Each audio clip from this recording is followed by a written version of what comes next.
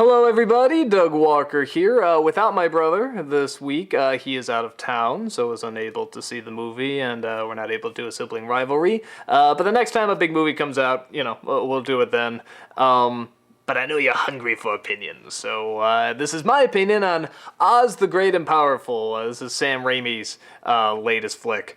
I'll go quickly into the story, just a quick summary if you don't know. It stars Larry Franco as Oz from Kansas.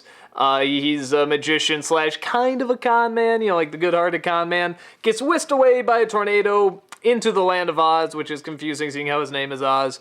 And if this really is a real world thing, by the way, and it's not a dream, which they're indicating in this one, it's how does Oz really work? How does it incorporate these things? Like, the world will exist based on certain things around this person. It's very confusing, but on top of that, there's a prophecy, so maybe everything was planned from the very beginning. The prophecy of course, the chosen one who will come down and bring order and balance to the land. So Larry Franco lands in Oz, and he pretty much comes across Mila Kunis, who plays one of the witches, and her sister, Rachel Weisz.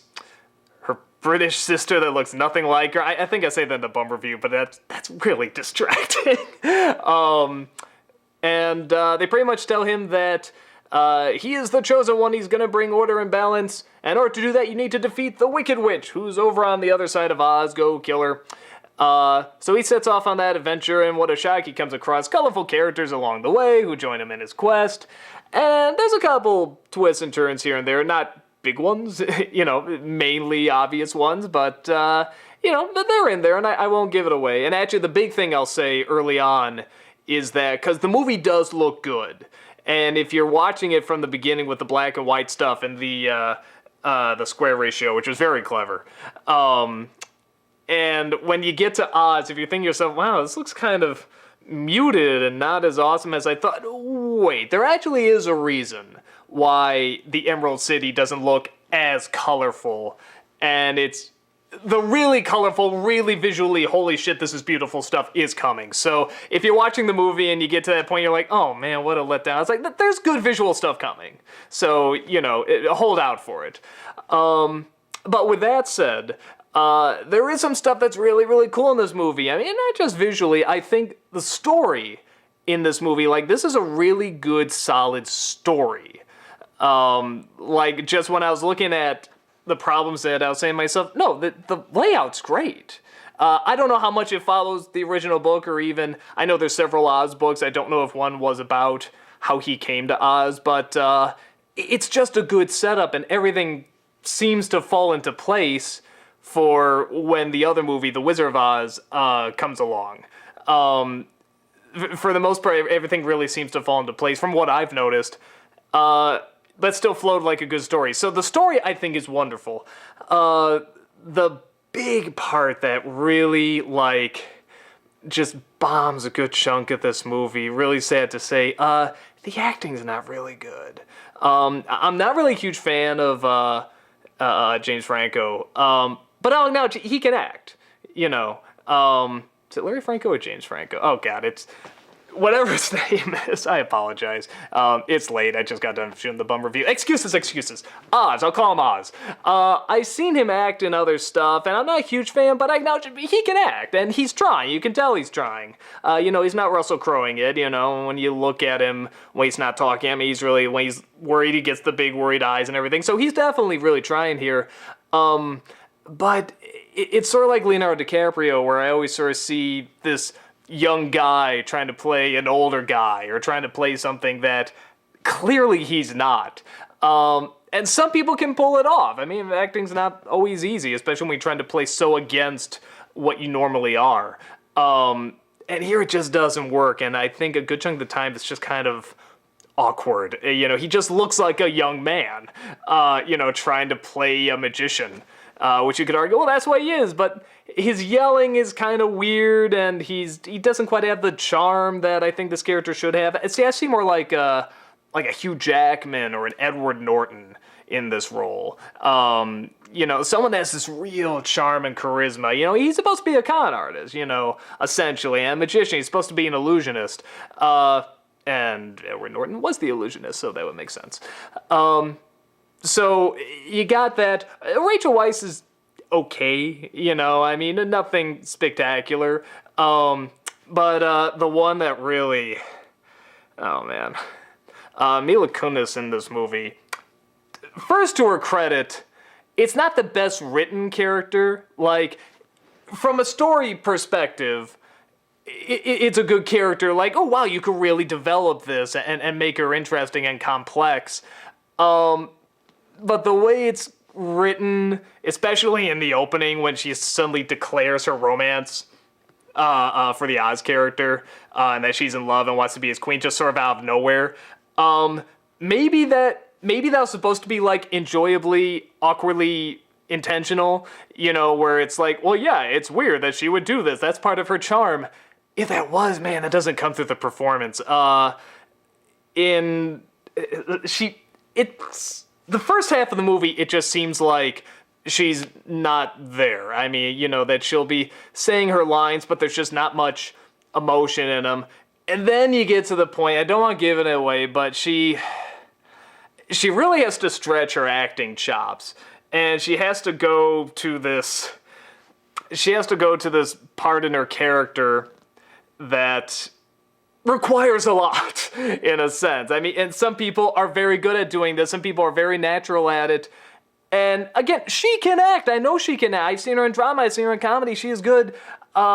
She cannot pull this off. And it is beyond awkward seeing her try to do this. It requires a lot of screaming and yelling. Some people are very good at screaming and yelling. But those who aren't look really uncomfortable and really weird, and it's...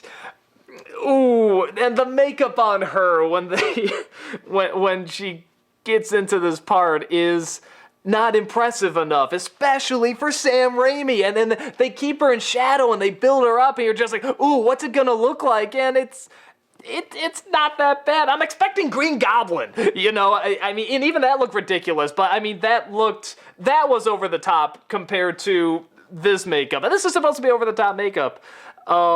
Now later, with Rachel Weisz, you see later, they go right back to the great Sam Raimi makeup. It's like something out of The Evil Dead. It's a quick scene, but it's like, yeah, why didn't they do that? That would have been great. But they don't do it.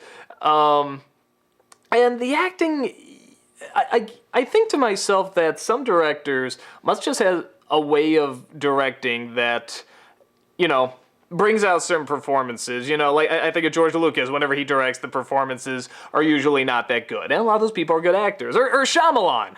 Now Shyamalan, a lot of that's the dialogue. It's just not good dialogue. But again, there is sort of this style to the acting that comes out and takes good actors and just isn't that great, turns them into something that's kind of mediocre. Raimi has directed actors and made them good. The one I'm thinking of is Simple Plan. Unbelievable movie, by far his best if you haven't seen it. Wonderful performances. The Gift, he directed that. Wonderful performances. I don't know what happened. It's like as soon as he got into Spider-Man, everything just went really hokey. It's like he went right back to the Evil Dead hokey days, and I don't know if it's a time issue or what, but something about the acting in the movies just comes off as really, I don't want to say stilted, just something's a little off. And I don't know what it is. I don't know how to fix it, but it's never quite right, with the exception of one character. Actually, two characters. Zach Braff plays a monkey in this, which may annoy some of you. I actually thought it was okay. I thought he did pretty decent. But the other character, this character fucking steals the show, is the little China girl. There's a girl made out of China in this.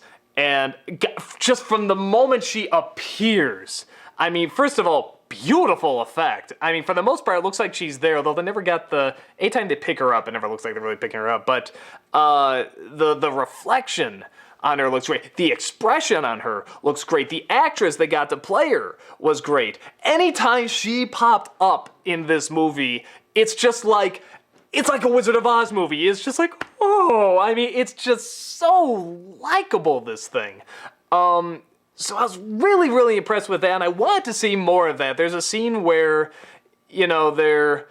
she says she wants to come along on the journey. So now you got Oz, you got the little China girl, and you have the monkey, and I'm like, this is Wizard of Oz. This feels like, Wizard of Oz. Not exactly the same, but kind of updated and a different kind of story. And anytime a sword did that, it was doing well. There's a scene where one of the witches puts them in bubbles, and they're going across the sky, the pretty skies, and there's rainbows, and this kingdom, the Munchkin Kingdom, whatever, is in this giant bubble, and it's really pretty, really likable, really imaginative. And anytime they did that stuff, it was great. The parts where it gets really just monotonous and slow is anytime they're doing something in the story where you know exactly what's gonna happen.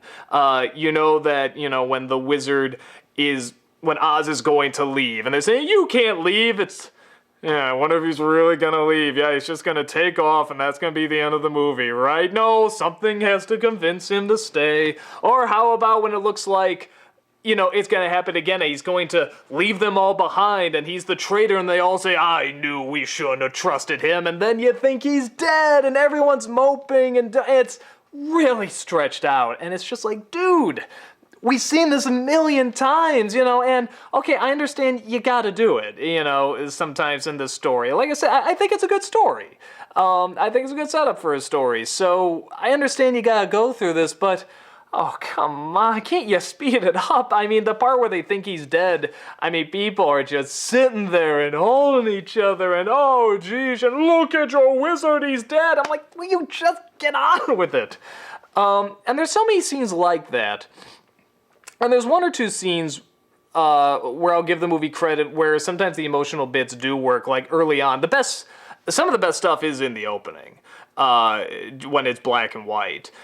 There's a scene where he's having a conversation with this woman who someone proposed to her and they used to have a thing, and it felt pretty good, and it was quiet, and there was no music, and it felt very genuine. The introduction of the little China girl, is just a wonderfully touching scene. And it's so well handled. It reminded me of when the Sandman comes to life in Spider-Man 3. it's like, in a sense, that's sort of what this is like. It is sort of like the Spider-Man movies where you'll just have these really wonderful, not just visually interesting, but emotionally well done scenes. And then you'll just have others where it just drags so long and it's so slow and it's, what's gonna happen and the acting is awkward and weird and so, okay, the bottom line, who would like this movie?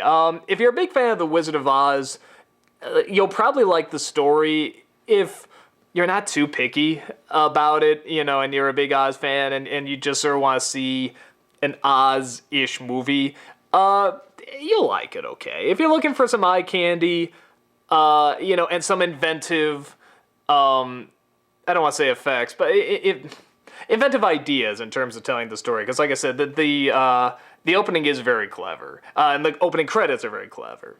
And some of the ideas about Oz are very clever. If you're looking for something that can have very industrious moments, you'll get them.